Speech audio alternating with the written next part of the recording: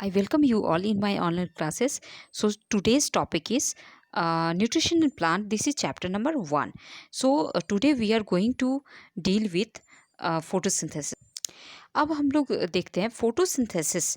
Photosynthesis is very important because जितने भी animal हैं, एनिमल जो 3 कैटेगरी हमने डिवाइड किया था, जो मोस्टली जो एनिमल है, और भी एनिमल है बट मोस्टली 3 कैटेगरी में डिवीज़न हमने किया था, जो कि 6 क्लास में आपने देखा था। कुछ हार्बीवोर्स हैं, कुछ कार्निवोर्स हैं, कुछ ऑमनीवोर्स हैं। तो हार्बीवोर्स और ऑमनीवोर्स तो डिपेंडेंट हैं ही प्लांट पे, बट कार्निवोर्स भी इनडायरेक्टली डिपेंडेंट है। अब ये जो कार्निवोर्स है वो हार्बीवोर्स को खाएंगे और ये हार्बीवोर्स अगेन प्लांट को खाएंगे, तो इनडायरेक्टली जो है प्लांट को ये खा रहे हैं, इनडायरेक्टली जो है प्लांट को ये भी खा रहे हैं। तो ऑलमोस्ट एवरी ऑर्गेनिज्म, ऑलमोस्ट मैं कह रही हूँ, तो ये जो है प्लांट पे डिपेंडेंट है। तो फोटोसिंथेसिस होना बहुत ज़रूरी है, तभी प्लांट जो है वो लिविंग, वो जो ज़िंदा रहेगा, और ज़िंदा रहेगा तभी हम लोगों को फूड मिल पाएगा, तभी एनिमल जो भी अर्थ पे जो भी एनिमल है, जो भी कुछ है, वो एग्जिस्ट हो पाएगा। तो एक तो ये फ़ायदा है। दूसरा फ़ायदा है, जो भी ऑक्सीजन जो सर्वाइवल के लिए ज़रूरी है, दे ऑक्सीजन जो है मोस्टली जो मिलता है वो इस प्रोसेस में मिलता है। इसमें क्या होता है कि कार्बन डाइऑक्साइड प्लांट लेता है और क्या रिलीज़ करता है, ऑक्सीजन रिलीज़ करता है। तो ये जो सर्वाइवल के लिए ज़रूरी है, ये भी फोटोसिंथेसिस में जो है रिलीज़ होते हैं। So this is very important. Now कभी कभी फोटोसिंथेसिस जो होता है वो लीव्स में ना होके दूसरे पार्ट में होता है, जैसे स्टेम में होगा, ब्रांचेज में होगा, इसमें होगा। तो अब यहाँ पे कहाँ पे होता है, हम 6 क्लास में पढ़े थे जब कैक्टस की बात आई थी, तो हमने देखा था कि जो कैक्टस होता है, या आप देख सकते हैं कैक्टस प्लांट को, तो उसमें आप ग्रीन स्ट्रक्चर आप देखेंगे। जो ग्रीन स्ट्रक्चर होता है, they are not leaves, they are what, they are stem. ये क्या होते हैं, स्टेम होते हैं। और ये स्टेम जो होते हैं वो ग्रीन दिखते हैं, और उसमें एक कांटा होता है, स्पाइंस जो बने होते हैं, ये होते हैं असली लीव्स। अब ये क्या काम करेंगे, ये तो प्रोटेक्ट करेंगे एनिमल को, और बाकी ट्रांसपिरेशन से बचाएंगे। ट्रांसपिरेशन होता क्या है, तो लॉस जो होगा वाटर का लीव्स से, दे आर कॉल्ड ट्रांसपिरेशन। अब यहाँ पे जो ये जो स्पाइन हो गया है, ये स्पाइन का आप देख सकते हैं शेप कैसा होगा। ये बिल्कुल किसके जैसे लगते रहते हैं, ये जो है बिल्कुल लीव्स के जैसे नहीं लगते, but they are modified, leaves are modified into spine.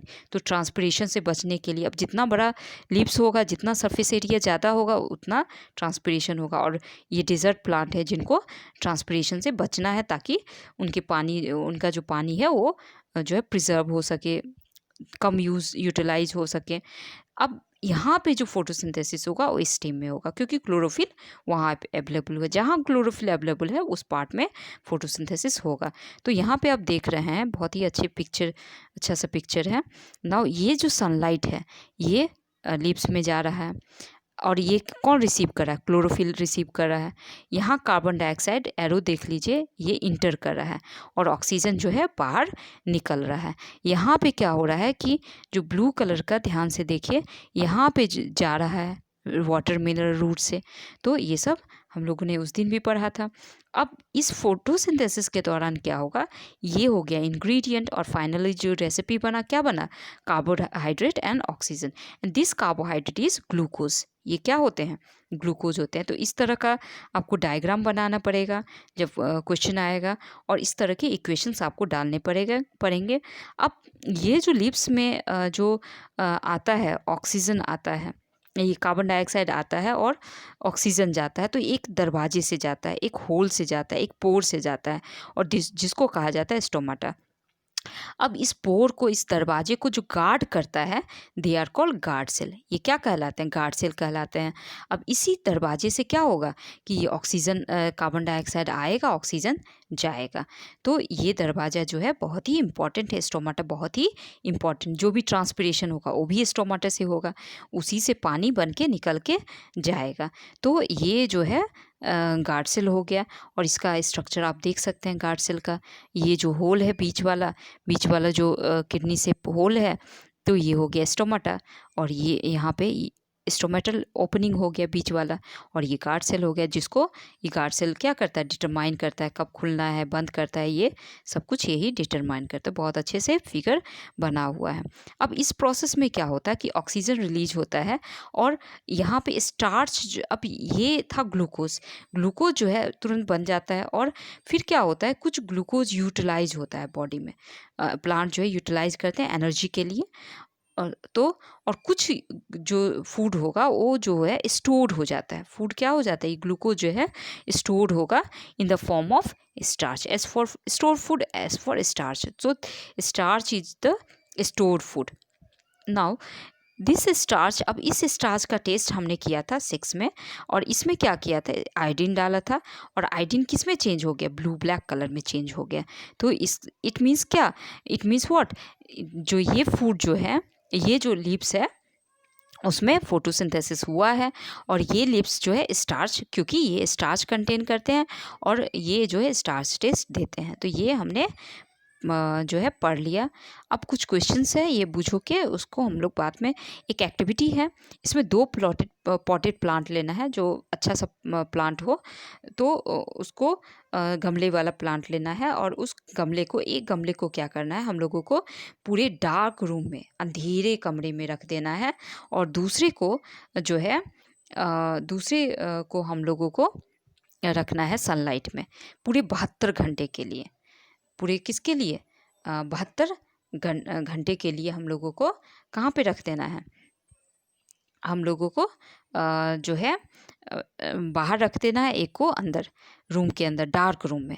अब फिर आयोडीन टेस्ट करना है, फिर आयोडीन टेस्ट को रिकॉर्ड करना है। अब क्या होगा, जो पॉटेड प्लांट अंदर होगा, क्या वो फोटोसिंथेसिस करेगा, क्योंकि सनलाइट नहीं है वहाँ पे। डार्क रूम में रखने का मतलब क्या है कि वहाँ पे सनलाइट नहीं अवेलेबल हो, तो वहाँ पे क्या फोटोसिंथेसिस होगा, फोटोसिंथेसिस नहीं होगा तो क्या स्टार्च बनेगा। तो हम लोग, और इसको रिकॉर्ड को, इस रिज़ल्ट को रिकॉर्ड करना है। फिर हम लोग क्या करेंगे, एक पॉटेड प्लांट को, उसी पॉटेड प्लांट को जो जिसको हमने डार्क में रखा था, उसको हमको बाहर रख देना है 3-4 दिन के लिए, और फिर टेस्ट करना है, फिर ऑब्जर्व करना है क्या होगा। तो बाहर जाएगा तो बाहर में क्या होगा, फोटोसिंथेसिस करेगा, फिर स्टार्च टेस्ट देगा। तो फोटोसिंथेसिस का हुआ है कि नहीं, उसका क्या सबूत है, तो वही स्टार्च टेस्ट, आयोडीन टेस्ट। अब यहाँ पे हम लोग देखते हैं, लिप्स है, और लिप्स जो है आप देख रहे हैं कि डिफरेंट कलर के हैं, उसके सरफेस पे क्या है, डिफरेंट कलर आ रहा है। तो क्या यहाँ पे फोटोसिंथेसिस होगा, ये सारे जो भी ऑर्नामेंटल प्लांट है, हम लोग खूबसूरती के लिए रखते हैं इन प्लांट को, तो क्या उसमें फोटोसिंथेसिस होते हैं। अगर फोटोसिंथेसिस नहीं होते तो सारे प्लांट तो जिंदा ही नहीं रहते, वो तो मर जाते। तो फोटोसिंथेसिस होते हैं तभी तो जिंदा है, लेकिन यहाँ तो क्लोरोफिल है ही नहीं, फिर कहाँ है ये क्लोरोफिल। तो जैसा कि हम अगर क्रायोन्स ले, एक पेज ले, और उस पेज के ऊपर पहले हम ग्रीन कलर से करें, उसके ऊपर रेड कलर से कलरिंग कर दें, उसके बाद जो है ब्लू कलर से कर, डिफरेंट कलर से करें, तो आप देखते हैं, क्या देखते हैं कि नीचे में ग्रीन कलर तो है ही, ऊपर से डिफरेंट कलर आ गया। तो इट मीन्स व्हाट, कि ग्रीन कलर तो है, लीव्स में ग्रीन कलर तो है, क्लोरोफिल तो है, लेकिन हम लोगों को दिखाई नहीं दे रहा है। ये जो कलर हमने बाद में किया, उसको क्या कर दिया, ढक दिया, मास्क कर दिया। तो इसकी वजह से इसका कलर जो है दिख नहीं रहा है, हमें लग रहा है कि क्लोरोफिल नहीं होगा, बट इट कंटेन क्लोरोफिल, और सफिशिएंट अमाउंट में क्लोरोफिल कंटेन करते हैं, तभी इसमें फोटोसिंथेसिस होते हैं। अब जो है अब कुछ ऐसे भी ऑर्गेनिज्म हैं जिनमें फोटोसिंथेसिस होते हैं, जो आपने देखा होगा, जो पॉन्ड के ऊपर जो काई जिसको कहते हैं, या कोई भी जो भी वाटर वाले एरिया जो होगा, फिसलन हो जाता है, बहुत स्लिमी होता है, अगर जो है बहुत उसका डार्क ग्रीन कलर होता है, तो क्या होगा कि जो पॉन्ड होंगे और जो भी स्टैग्नेट, जो रुके हुए जो पानी के बॉडी होंगे, वहाँ पे ये लग जाता है, और आप देखोगे कि धीरे धीरे फैलता है, इट मीन्स वो लिविंग है, तो ये कहलाएंगे एल्गी। तो ये ग्रीन है, इसका मतलब कौन सा, ये भी तो क्लोरोफिल कंटेन करेगा, क्लोरोफिल कंटेन करेगा तो फोटोसिंथेसिस खुद बना पाएगा, और इसीलिए ये क्या होते हैं, ऑटोट्रॉपिक होते हैं। तो आई होप इसको समझ में आ गया होगा। अब नेक्स्ट जो हम लोग पढ़ रहे हैं कि प्लांट फूड, अब कार्बोहाइड्रेट तो है ही, कार्बोहाइड्रेट तो हमने देखा साक्षात जो फोटोसिंथेसिस में बना। अब यहाँ पे क्या क्या अदर फूड जो ये प्लांट बनाएंगे, तो अदर फूड में जो है ये कार्बोहाइड्रेट तो बनाएंगे, और अदर फूड में जो है ये जो सिंथेसाइज करते हैं प्रोटीन और फैट्स को भी सिंथेसाइज करते हैं। तो प्रोटीन और फैट्स वाले जो भी तेल, ऑयल, घी, तेल सब कहाँ से मिलता है, ऑयल कहाँ से मिलता है, जो मस्टर्ड ऑयल जो होता है मस्टर्ड से मिलता है। तो मस्टर्ड क्या है, प्लांट है। और जो प्रोटीन है, प्रोटीन जो हम लोगों ने दाल, पल्सेस जो 6 क्लास में पढ़ा था कंपोनेंट ऑफ फूड में, पल्सेस की बात की थी। फिर डिफरेंट तरह के जो है जो भी नट्स हैं, ये सब डिफरेंट जो भी प्लांट बेस्ड फूड है जो प्रोटीन कंटेन करते हैं, तो ये सारे प्लांट से आते हैं। तो कार्बोहाइड्रेट, ठीक है, कार्बोहाइड्रेट फोटोसिंथेसिस में हमें मिल गया, लेकिन ये प्रोटीन फैट कैसे आएगा? फैट भी एक्चुअली ये जो कार्बोहाइड्रेट और फैट है इसमें 3 एलिमेंट होते हैं, कार्बन, हाइड्रोजन, ऑक्सीजन। क्योंकि आपने देखा था दोनों जो है फैट और कार्बोहाइड्रेट क्या था, एनर्जी गिविंग फूड था, एनर्जी मिल रहा था। फैट से ज़्यादा एनर्जी मिल रहा था और कार्बोहाइड्रेट से थोड़ा कम मिल रहा था। तो अब जो है ये जो कार्बोहाइड्रेट और फैट में है 3 बेसिक एलिमेंट है, कार्बन, ऑक्सीजन, हाइड्रोजन। कार्बन मिला कार्बन डाइऑक्साइड से, हाइड्रोजन मिला वाटर से जो फोटोसिंथेसिस में लेता है, और ऑक्सीजन मिला इन दोनों में से किसी से ऑक्सीजन जो है मिल गया। तो ये जो है हो गया। अब क्या होगा यहाँ पे, ये ऑक्सीजन हमें मिल गया। अब यहाँ पे जो क्या होगा कि जो प्रोटीन होता है, प्रोटीन के लिए 4 चीज़ चाहिए, कार्बन, हाइड्रोजन, ऑक्सीजन, नाइट्रोजन। अब ये तीनों चीज़ मिल गया, नाइट्रोजन कहाँ से आएगा? तो नाइट्रोजन जो है अब आप कहोगे कि नाइट्रोजन तो 78% है, नाइट्रोजन तो उसी से मिल जाएगा प्लांट को। लेकिन प्लांट जो है उसको एब्जॉर्ब नहीं कर सकता है, उसको उस फॉर्म में नहीं ले सकता है। उसको चाहिए, प्लांट को चाहिए सॉल्युबल फॉर्म, जो किससे घिस सके, सॉइल से घिस सके, सॉल्युबल जो कि वाटर में सॉल्युबल होगा और फिर वो प्लांट ले सकता है। तो ये काम करने के लिए जो जिनको दिया गया है जिम्मेदारी, ये हैं सॉइल में रहने वाले बैक्टीरिया। तो सॉइल में 2 तरह के बैक्टीरिया, एक तो रूट में रहेंगे जिनको कहा जाता है जो कि लेगुमिनस प्लांट, जो लेगुमिनस प्लांट कहा जाता है, that is protein providing plant. जो भी प्रोटीन प्रोवाइडिंग प्लांट कौन है, दाल, पल्सेस है। तो ये पल्सेस के रूट नोड्यूल में, रूट नोड्यूल जो होगा रूट के में होगा एक बीड लाइक स्ट्रक्चर होगा जिसमें ये सब रहेंगे। ये जो नाइट्रोजन फिक्सिंग, इनका नाम ही नाइट्रोजन फिक्सिंग बैक्टीरिया। तो ये सब सारे रहेंगे इसी रूट नोड्यूल में, और ये जो है एटमॉस्फेयर से नाइट्रोजन लेके इसको फिक्स करेंगे और उसको सीधा जो है रूट जो है इसको ले लेगा और उसके बाद ये प्रोटीन बनाएगा। कुछ जो होते हैं सॉइल में होते हैं, जैसे ब्लू ग्रीन एल्गी, ये सब सॉइल में होते हैं और ये सॉइल में नाइट्रोजन को फिक्स करते हैं, और सॉइल में नाइट्रोजन आएगा और जिसकी वजह से ये नाइट्रोजन जो है वो सॉल्युबल फॉर्म में जाके फिर ये प्लांट रूट जो है ले लेगा, एब्जॉर्ब हो जाएगा। तो ये इस तरह की बातें होंगी यहाँ पे, और इस तरह नाइट्रोजन जो है मिल जाएगा और प्रोटीन बना लेगा।